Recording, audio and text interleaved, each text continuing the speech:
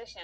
Law enforcement officials identified 40-year-old Robert Card as a person of interest in the shootings. Authorities say Card recently threatened to carry out a shooting at another location in Maine. He's a certified firearms instructor and member of the U.S. Army Reserve.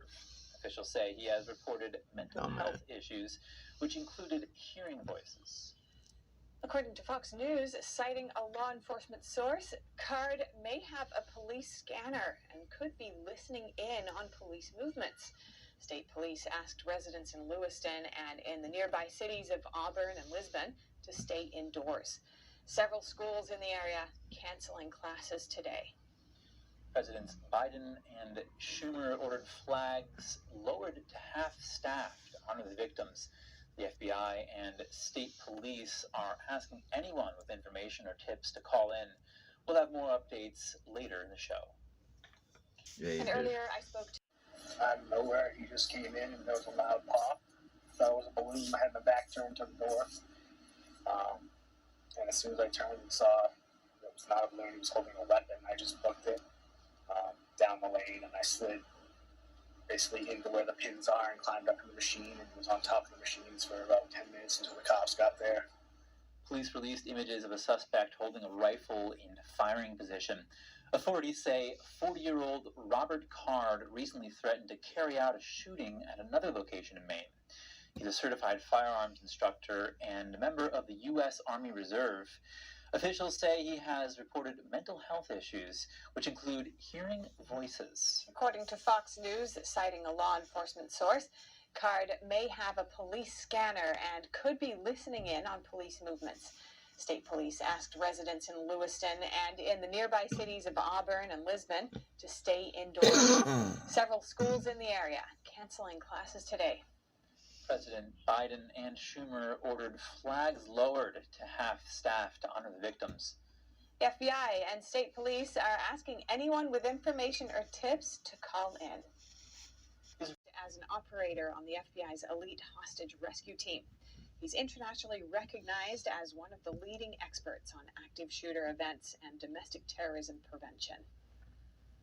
Greg Schaefer, welcome to our show. Thanks so much for coming on. To begin with, I'd like to look at what's the typical protocol for law enforcement when dealing with an active shooter situation like the one that we've seen in Lewiston, Maine. Well, what they're doing right now, they're looking for the individual. They're talking to all of his friends and family members.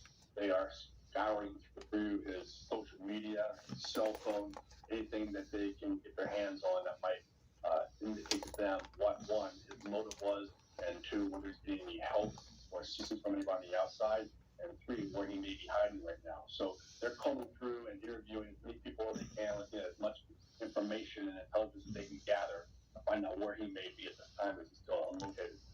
And what are some of the challenges that law enforcement faces in this process? Well, the shooting occurred at nighttime last night, and all through the night they've been having this huge manhunt. So just the darkness alone was certainly a hindrance to law enforcement. I am confident that my old team, the FBI hostage rescue team, is probably on site now assisting in the search. They have canine units there, I'm sure, from multiple jurisdictions and probably even from out of state. They have air assets up in the air, a helicopter, fixed wing, with forward-looking infrared devices trying to locate him. It does help. It's getting cooler up there now with the fall season up on us up there in Maine. That's colder, so his heat signature will be bigger and better for the forward-looking infrared that you're using. So that's a help to law enforcement. But they're just trying to scour, again, everything that they get their hands on related to him through the cell phone, his social media, to find out where he may be and whether he got assistance from somebody, or maybe even with the river on scene there, and also the closeness of the ocean, the Atlantic Ocean. He could be out of state by this time. I mean, it's been 15 hours, so it's a wide swath search right now. It certainly is. And in cases like these, how important is community cooperation, and what can people out there do to help law enforcement? Well, they have a hotline, a tip line that's critical. That's a force multiplier for law enforcement that allows the police to utilize the eyes and ears of the public for getting any information. So right now, the public can just do what they do best, and that's just keep their eyes open, their ears to the ground, and report anything suspicious and call that tip line. police handle the investigation and the approaching of the individual from there. And with your expertise as a former FBI agent, what advice would you give to law enforcement now in this process of this search? At this time, they're working on 15 hours. I'm sure that the night shift last night is still working hard. They'll want to take time off. They don't want to end their shift. They'll work through the day continuously. So my advice is, for law enforcement to stay hydrated, get something to eat, get some rest when you can. But there are going to be some long days and long nights ahead if they don't find this individual soon. And what lessons would you say can be learned from this incident in terms of improving future responses to active shooter situations? Well, we find that response is not the answer. We need to focus more on prevention, not just response. I mean, having this manhunt is all well and good. It needs to be done. Police are on site doing what they do best. But again, it's after the fact. We as a nation need to get better at preventing these incidents from happening. And prevention can be through better mental health care. We don't have any involuntary orders being mandated to keep people like this in a mental health care facility. He put himself in a mental health care facility, was there for 2 weeks, and was released. Based on that alone, he should not have the opportunity to even possess weapons for that kind of mental condition. So, we got to get better at prevention and not just focus on response. For instance, they could have used artificial intelligence in the cameras at the bowling alley or at the bar where he did the shooting. Had the cameras been outside in the parking lot when he got out of the vehicle with his weapons, that artificial intelligence would have recognized him as having a weapon in hand and could have started the process of notifying those individuals in those places that was an individual coming in with a weapon in his hand. So, again, we need to focus on prevention, not so much as response. Greg Schaefer, retired FBI agent on the elite hostage rescue team. Thank you so much.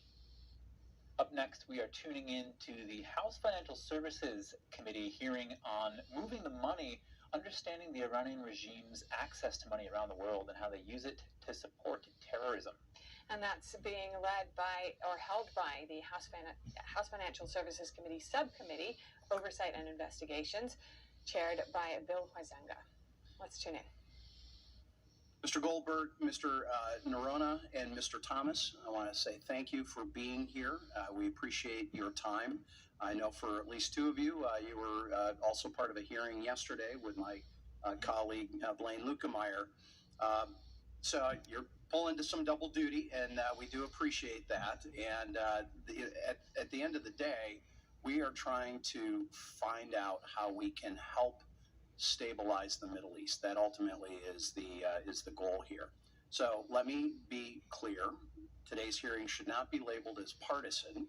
Members from both sides of the aisle have concerns about how the Iranian regime is able to support terrorism around the world, continue its march towards developing nuclear weapon capabilities, and suppress human rights of its own people. So let's begin today by setting the stage. Since 2021, the Iranian regime has profited nearly $80 billion from oil sales around the world, which is due in part to relaxed sanctions.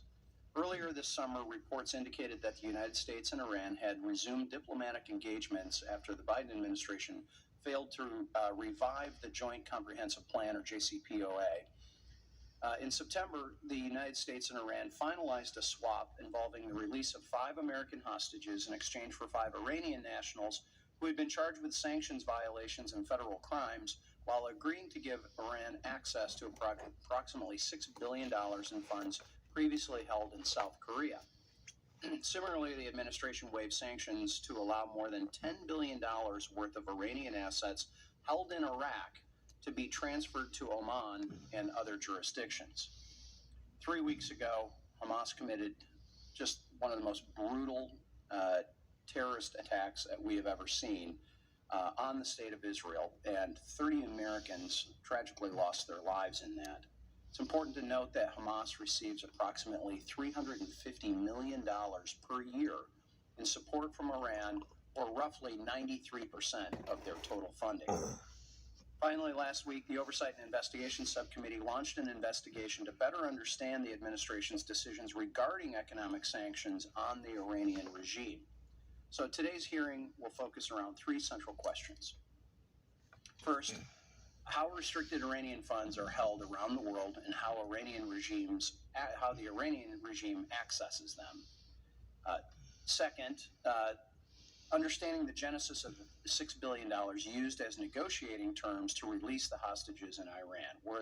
Is that in fact what happened? And third, how the administration helped the Iranian regime more easily access an additional $10 billion paid by Iraq for electricity. Here's what Congress can do. First, we can push for greater transparency when any administration is choosing to waive sanctions that have been passed by this body, especially as negotiating terms in any hostage deal with the Iranian regime. Members of this body should not be kept in the dark, and consequences are too great. Next, we do not allow sanctions to be waived, rolled back, or funds transferred. Time and time again, Iran has shown that it's willing to starve its own people in pursuit of supporting terrorism or achieving a nuclear weapon. Naively believing that diplomatic agreements will deter the Iranian regime will be done at our own peril. We must cripple their economy and return the previous administration's maximum pressure campaign, in my opinion. And let me close with this. I know there's a lot of different opinions about what is happening in Gaza and with the Palestinians and with Israel. But we should all agree that innocent civilians should not be used as political cover. Make no mistake, Hamas is no friend of the Palestinian people, in my opinion. And the Iranian regime is no friend of ours. We must not waver in our support for our ally of Israel. Mr. Chairman, this hearing is ostensibly being held to investigate how Iran accesses restricted funds around the world, looking at two instances where the United States has granted waivers for Iran to access these specific restricted funds. Some of my colleagues across the aisle, however, may try to link these waivers to the attacks in Israel. This would be a callous attempt to politicize what is already a horrific crisis. We cannot allow this hearing to become a distraction action by my colleagues across the aisle from 23 days of legislative inaction. We cannot allow the blame game with political fallacies to masquerade as proven facts. Let's examine some of the political fallacies refuted by proven facts. Political fallacy 1. The $6 billion transferred from South Korea to Qatar has been handed over to Iran. Proven fact. Not a scintilla of a cent. Some things bear repeating. Not a scintilla of a cent has been released to Iran. On October 12, 2023, the U.S. and Qatar agreed to restrict the funds in response to the attack on Israel. We are tuned in to the House Financial Services Committee hearing entitled Moving the Money, Understanding the Iranian Regime's Access to Money Around the World and How They Use It to Support Terrorism. The Subcommittee on Oversight and Investigations is hosting the hearing that is chaired by Bill Huizenga from Michigan. Who we just heard from right then. He started off saying that it's really important for us to examine these issues in order to stabilize the Middle East, which is, of course, undergoing a huge transformation right now with the war between Israel and Hamas. He pointed to the 2021. He said that since 2021, Iran has made about $80 billion from oil sales around the world, and that's despite U.S. sanctions on Iran's funds, and some of those sanctions, of course, have been waived, which is what we're wanting to look at, and the House is wanting to look at during this hearing. He also spoke about the Maryland judge has now been found dead himself. Local authorities said the man shot and killed UPSC says Toos Urban Ride has refused to recall the scooters. But the warning comes after 2 people, including a 7-year-old child, died in a New York apartment fire last April. Local fire officials determined the blaze was caused by the lithium-ion battery in a Toos Elite 60-volt scooter. The stated range of Tesla's of how far Tesla models can go on a single charge. It comes after Consumer Reports found the models only went 274 miles as opposed to the EPA's stated range of 326 miles. It's well known that electric vehicles get fewer miles to the charge in cold weather, but Consumer Reports performed its test when it was warm out. Further, other EVs tested came much closer to their stated ranges or exceeded them. Part of how the EPA calculates its range number comes from data provided by automakers. That means if it's wrong, it can cause legal problems for the automaker. Both Tesla and the Justice Department declined to comment on the investigation. And Apple is raising the and leading an insurrection at the United States Capitol complex. Whereas in May 2019, Rashida Tlaib said that she celebrated the Holocaust and felt a calming feeling when thinking about the genocide of millions of Jews. Rich for her to be looking to censure Rashida Tlaib. Look, do I agree with everything Rashida says? No, but she's not inciting violence. And that is what the conversation was around Ms. Green. And we know of at least one Democrat congressman who says he's considering actually voting for this censure resolution. So it will be interesting to see how Democrats as a whole vote for it, if it does in fact come to the floor for a vote. But right now, that's up to Speaker Johnson whether or not he brings it up to the floor. We're told that it could happen sometime next week. Reporting from Capitol Hill, Melina Weisskopf, NTD News. The U.S. could still release $6 billion to Iran, even after Iranian-funded terror group Hamas killed over 30 Americans in Israel. NTD's Jack Bradley has more. The Biden administration is on the brink of giving Iran $6 billion. This is part of a deal in which Iran has released 5 American prisoners. The U.S. says the Americans were unfairly detained. In return, the U.S. has released 5 Iranians and has agreed to transfer $6 billion of Iran's restricted cash from South Korea to Qatar. Iran would then be able to use that money, which it currently cannot. The Islamic Republic of Iran has spent more than $20 billion to support foreign terror groups in the Middle East. They don't really care about providing for the material needs of the Iranian people. They will always prioritize terror.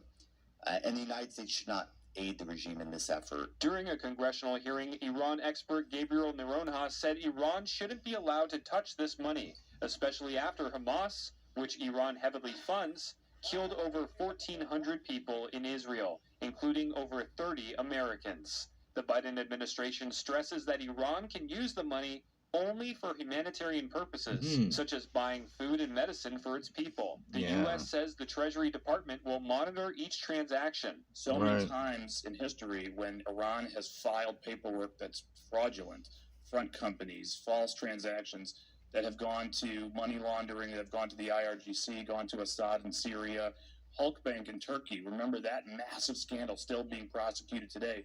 That was all based on humanitarian transactions. During the same hearing, Iran expert Richard Goldberg said that Iran could still use that money for terrorism. Throughout history, Iran has spent billions of dollars meant for humanitarian purposes on terrorism, and it may have access to the $6 billion in Qatar even now. The Biden administration has mentioned a, quote, quiet understanding with Qatar regarding the $6 billion in Iranian funds exchanged in the hostage deal. What does a quiet understanding look like in practice? It means nothing at all, because a quiet understanding has no legal basis. It does not legally prevent Qatar from distributing those funds to Iran. Iran makes most of its money through